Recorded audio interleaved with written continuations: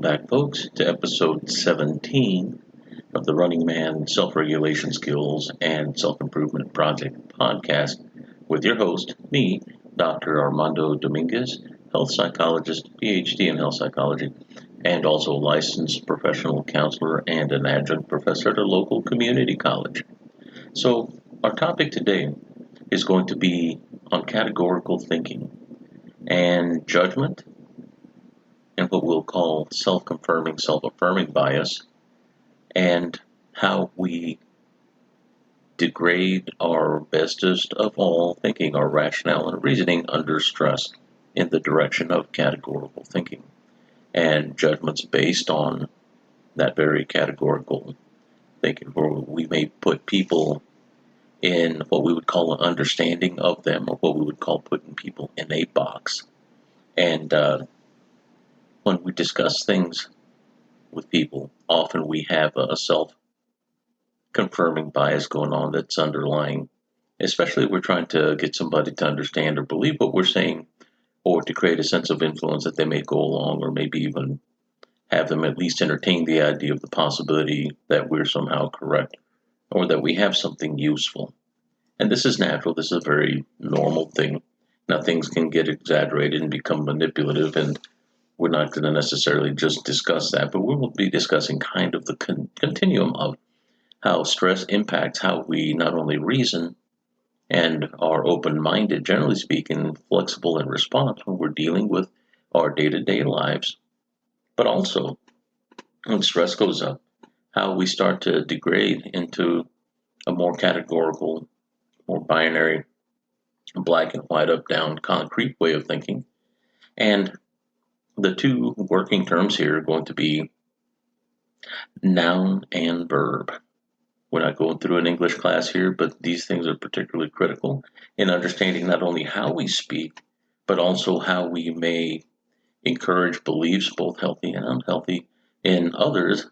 And we have to be careful with our little ones especially, because often we may speak things over them in the sense that they become that catch-22 that they can't get away from, that often will create a stress or resentment or a sense of, I can't get away from this, I'm implicated, blamed, and therefore labeled, and I must be this because my authorities have told me as much, whether it be somebody we care about, a parent, maybe even a teacher, or even a supervisor, or somebody that has authority in our workspace, or someone who says things very strongly emotionally that may lead us to be suggestible to what the impact is of that message.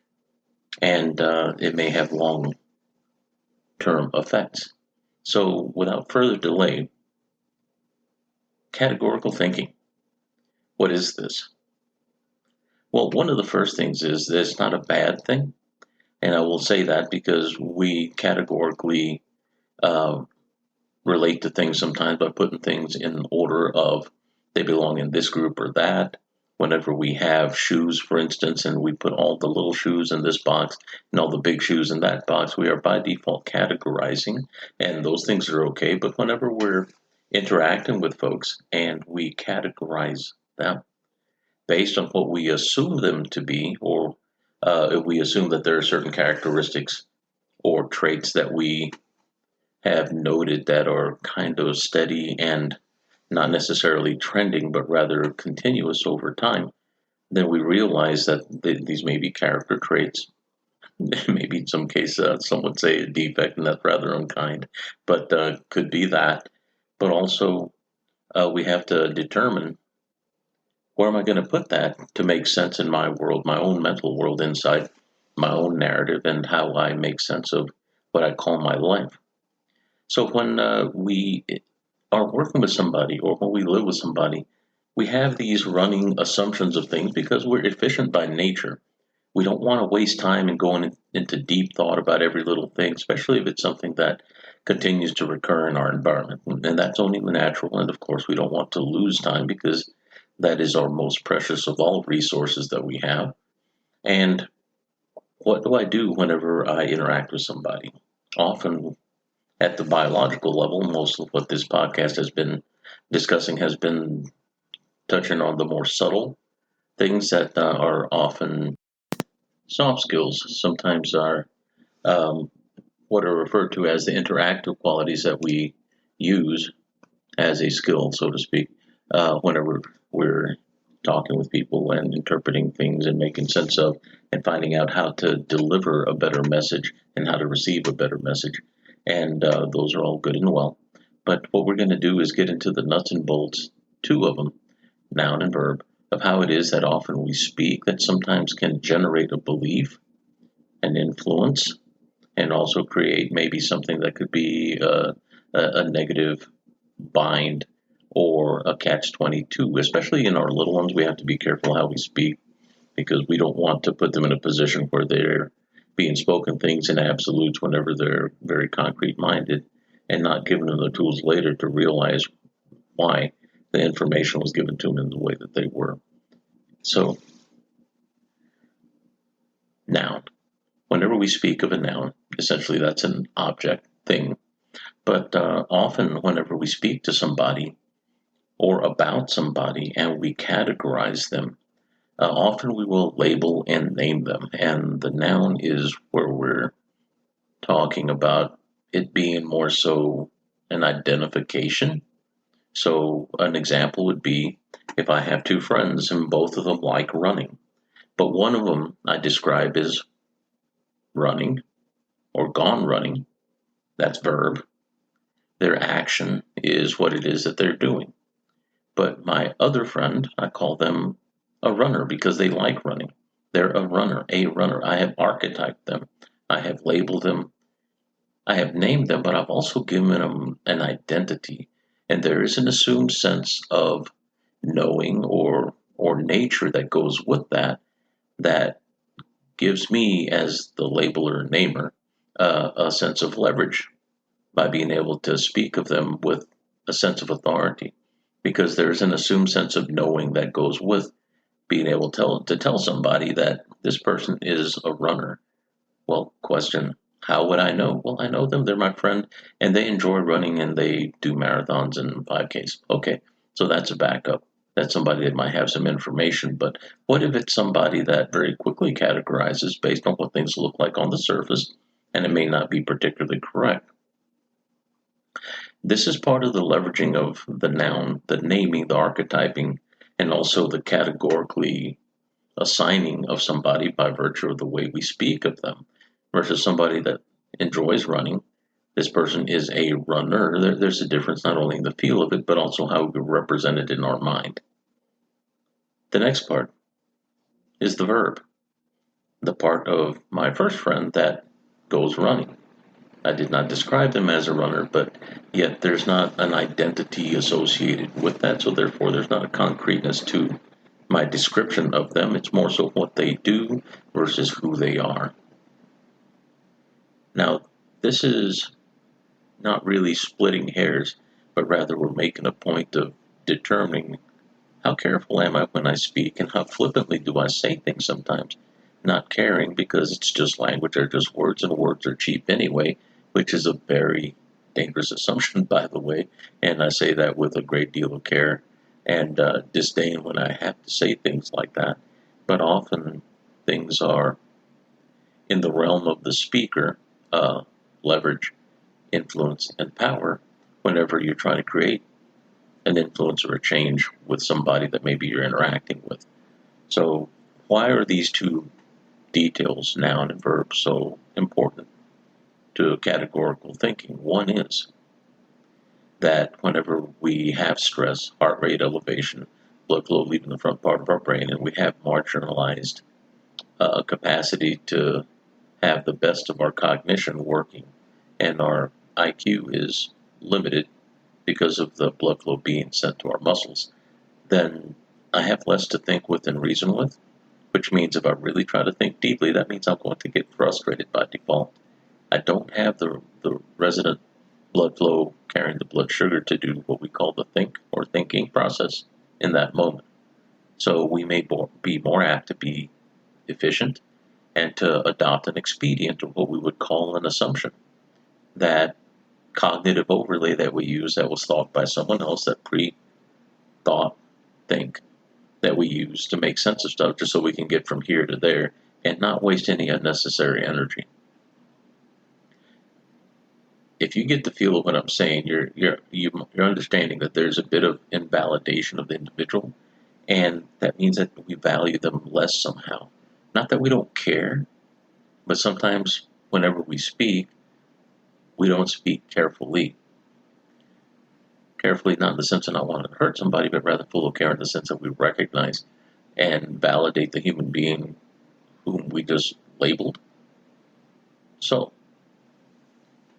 what we want to do is keep from going in the direction of categorical thinking, because the higher the level of stress, if we look at the Yerkes-Dodson model, the inverted U, the closer we get off of the average heart rate, jumping to about 100 to 110, which would be considered low intensity, steady state cardio. You'd be breathing hard, but you're still able to speak and kind of think.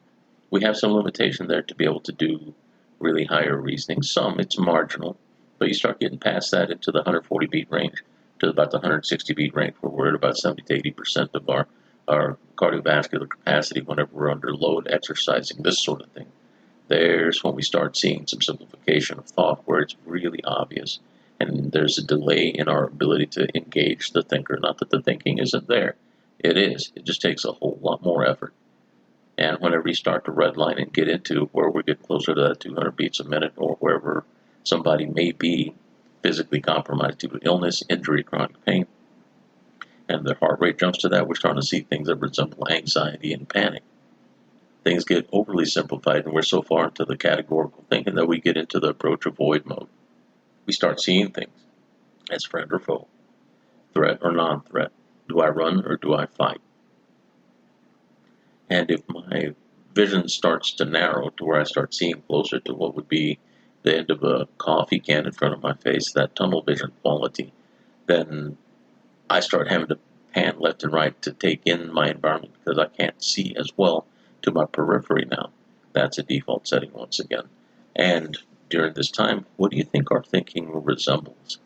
It's not depth. It's not careful.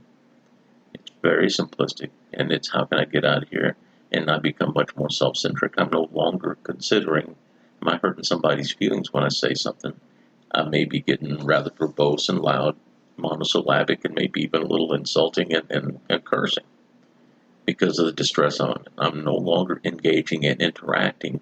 I am now in the sense of now, and I can't get out of the discomfort. So I'm in the immediate experience of what I am doing, not in the sense of flow, but rather in the more negative, eternal now. I wish this was over, and the dilation time effect. When is this going to be over? That feeling of, how can I get out of here? What do I need to do? Notice the I that I'm speaking with. We become very self-centric. Not self-centered, self-centric in the sense that we're more survival-oriented in this further end of the Yerkes-Dodson model. And then whenever that stress goes down, we come out of the model on the rising side of it, opposite rising side of it, where our heart rate starts to drop. And this is where our thinking starts coming back and our reason turns on. And this is where we do the facepalm. Man, I wish I had that back and recall, because we have a very good recording of what happened. And now we're stuck with, well, what did we do? I can't stop that. And then we start having bad feelings, maybe even guilt and shame and apologies after the fact. So the categorical thinking becomes more prominent in the sense that things become overly simplified. Now, you can have high-level cognitive process when things are safe. Your assumption of safety is met, your heart rate is nice and even, and there's no threat to you. And that type of categorical thinking is very useful to be able to do things that are rational, reasonable, and relatively linear. But when we default into more categorical thinking, it becomes a simplified, concrete quality. And that is not the typical that we experience whenever we are not under threat. The importance of this is recognizing how I speak of things. Now, here's the second part of it. Since we've gotten through the description of the categorical thinking, what stems from that? As a result, if I'm always thinking this way, or I'm around people, the influence, remember the average of the 5 that I spend most time with, and maybe the groups that I may be around, think about groupthink. Think about mob mentality. What kind of influence if we have 200 people out there and each one of those people is around a group of 5 to 10 individuals. How much influence is there, especially if they align their beliefs based on the feelings they're having, and everyone has the same face, either grimacing, yelling. You've seen things like this in a football game where one side is against the other, and we're dressed the same way. We're wearing the same colors. Doesn't that mean that I'm somehow aligned in belief and support in a direction? Well, yes. We see on television where the soccer world finals get violent at times, riots, people getting hurt and killed over a piece of leather inflated with air. Well, there's more meaning to that, of course. And to be able to pare it down to what I just did really points out how ridiculous it is. Even though the games are fun and they're amazing, they create lots of camaraderie and family time, good stuff too. But the potential is there to get into that idiocracy, that idiocy more correctly, versus buying into the idiocracy of thinking that it is so important that it's okay to hurt people. So what I'm pointing out is that the seeds of categorical thinking can grow a judicious quality, one that could be overly judgmental in a negative sense, one that could be categorically judging, assuming that the assumptions are correct, that there's a sense of knowing by the noun that I ascribe or the archetype I ascribe to somebody, and therefore the people and the people groups that fall within that, there must be some truth to it because I feel like this, and that's my evidence to support it and continue thinking that way. What I just described is basically the seeds of prejudice. Not necessarily racial prejudice in particular, but the prejudice in the sense that we have what is called a self-confirming bias and a self-affirming bias.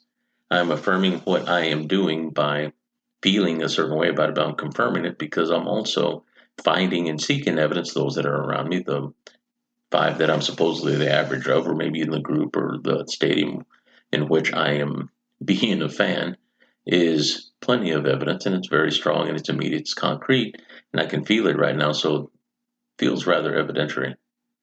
But it's also rather confusing because it doesn't necessarily point at the reality, but more so a distortion. And the problem is that distortion is very powerful and it is influential and it is concrete.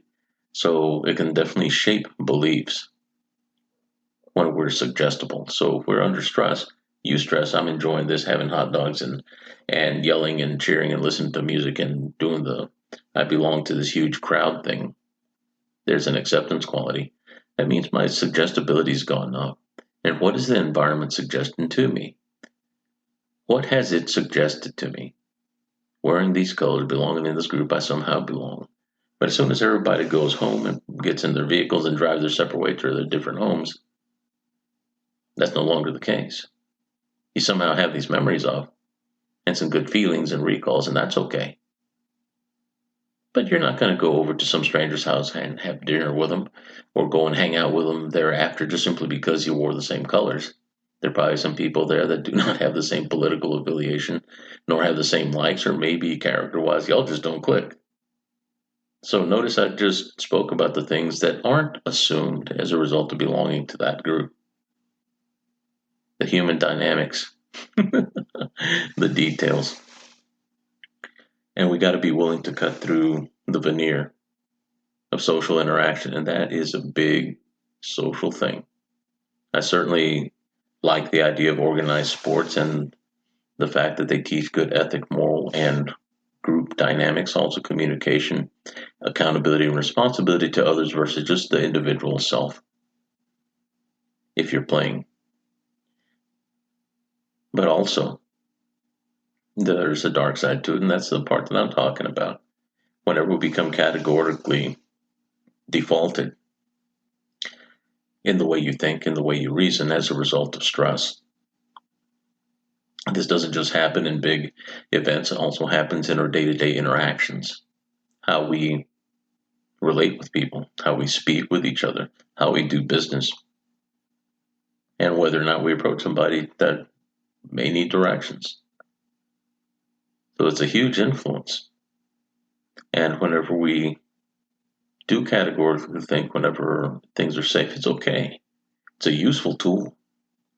It's whenever we're stressful that we default into the more categorical quality, more concrete way of thinking that we start having issues and start moving into oversimplified judgment and therefore a prejudicial way of looking at things that may actually close our mind to any potentially useful tools, especially if someone from the outside is saying, hey, it's going to be okay, and there's no sense of trust. You're not hearing that. We're defaulted into reading body language and listening to the tones and trying to determine if it matches, and if it doesn't, my sense of safety goes down, and their sense of threat may go up, especially if I start demonstrating them. I'm agitated and I don't want you close, stay away. Now, that's been a lot in a little bit, and I certainly wanted to discuss this as a part of what we've been discussing up until now with the Running Man podcast. And these are tools that are self-awareness, tools that help us in self-regulatory skills, in the sense that the more aware we are of these things, the more apt we are to be able to preemptively use these tools to keep things from getting to the point where we do stress. The goal of this podcast is to teach you things that will help you mitigate stressors, avoid stress when you can. You can't perfectly, but you will. By using these tools, effectively minimize not only the impact of those negative situations, those stressful situations, but you may be able to avoid them or even derail them, or even shape and influence them into something that is totally not stressful, maybe useful or beneficial to whomever it is you're with.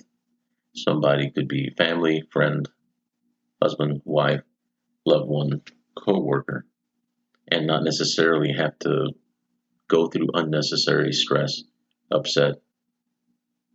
And that's hopefully what you'll be able to gain from the tools that I teach in this podcast. And I'm hoping that you'll be able to pass this along and share it.